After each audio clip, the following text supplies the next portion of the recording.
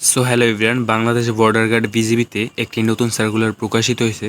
এখানে আবেদন করার জন্য কী কী যোগ্যতা এবং দক্ষতা প্রয়োজন পড়বে সব বিস্তারিত আলোচনা করব।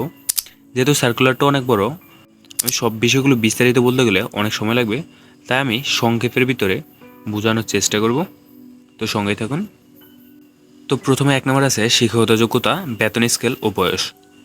প্রথমে আছে শিক্ষাগত যোগ্যতা। শিক্ষাগত যোগ্যতা এসএসসিতে লাগবে আপনার 3 পয়েন্ট থাকতে হবে এবং এইচএসসিতে 2.50 থাকতে হবে। এবং এরপরে আছে বেতন স্কেল। বেতন স্কেল হলো 9,000 থেকে 21,800 টাকা অবধি এবং বিভিন্ন ভাতা পাবেন। এবং বয়স লাগবে 26/1/2025 তারিখের ভিতরে 18 বছর থেকে 23 বছর পর্যন্ত থাকতে হবে। এবং এরপর আছে শারীরিক যোগ্যতা।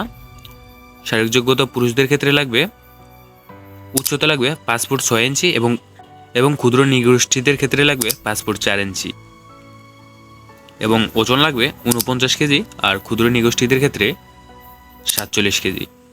এবং বুকের মাপ লাগবে স্বাভাবিক অবস্থা 32 এবং প্রসারিত অবস্থা 34, আর ক্ষুদ্র নৃগোষ্ঠীদের ক্ষেত্রে স্বাভাবিক অবস্থায় 30 আর প্রসারিত অবস্থায় 32, আর দৃষ্টিকোণ লাগবে 6/6।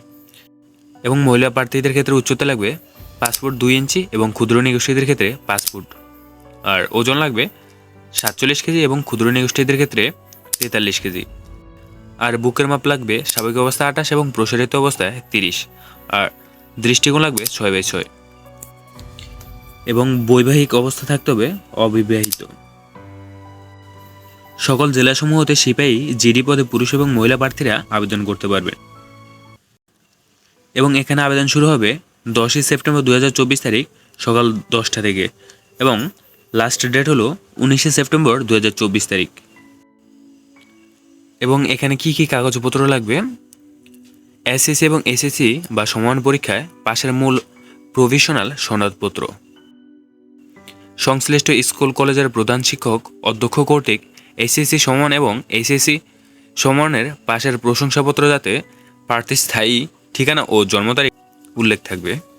এবং এরপর আছে অভিভাবকের অনুমতিপত্র, যা সংশ্লিষ্ট চেয়ারম্যান ওয়ার্ড কাউন্সিলর কর্তৃক সত্যায়িত থাকবে।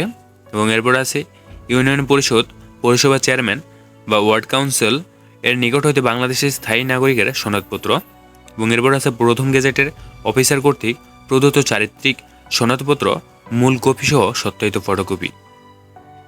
এবং এরপর আছে সদ্য তোলা নীল ব্যাকগ্রাউন্ডে সম্বলিত lab print copy 11 copy 5 foot সাইজের ছবি, 1 copy UP chairman world councillor দ্বারা সত্যায়িত এবং 10 কপি সত্যায়িত ব্যতীত।